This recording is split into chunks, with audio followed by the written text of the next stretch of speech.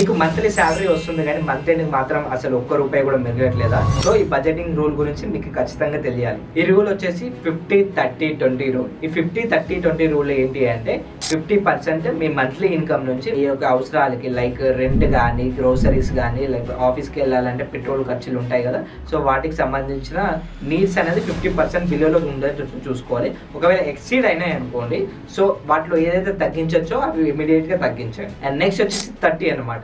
30 ఏంటంటే మీ వాంట్స్ సంబంధించిన. వాంట్స్ అంటే ఏంటి, బయటకు వెళ్ళి రెస్టారెంట్లో తిరగడం కానీ, పార్టీ చేసుకోవడం కానీ, షాపింగ్ చేయడం కానీ, ఇవన్నీ వస్తాయి అనమాట. ఇది మీ ఇన్కమ్ లో ఇవి మీకు 30% ఉండేటట్టు చూసుకోండి. ఎక్సెస్ అయినాయి అనుకోండి, అవి ఎక్స్పెన్సెస్ కట్ చేయండి. రిమైనింగ్ 20% మీ మంత్లీ సాలరీలో ఈ 20% అనేది మీరు ఇన్వెస్టింగ్ చేయండి. Investing on yourself or investing on your future అనమాట. సో ఈ 30-20 రూల్ అనేది ఫిక్స్డ్ గా ఏముండదు. It depends upon your personal finances, personal requirements బట్టి ఇది చేంజ్ అవుతా ఉంటుంది. There is no nothing or 50-30-20 rule. యాక్చువల్గా ఇండియాలో మనకి రియల్ టైమ్ లో అంత అక్యురేట్ గా వర్క్ అవ్వదు. So depends upon your personal needs, requirement బట్టి మనం స్లైట్ గా దీన్ని అడ్జస్ట్ చేసుకోవచ్చు అనమాట. ఈ బడ్జెట్ మీరు ఇలా ప్లాన్ చేసుకున్నట్లయితే మీ ఫినాన్షియల్ గోల్స్ త్వరగా అచీవ్ చేయడానికి ఛాన్సెస్ ఉంటాయి అనమాట. ఇలాంటి ఇంట్రెస్టింగ్ కంటెంట్ మిస్ అవ్వకుండా ఉండాలంటే మర్చిపోకుండా లైక్ చేసి అండ్ సబ్స్క్రైబ్ అండ్ ఫాలో అవుతారు.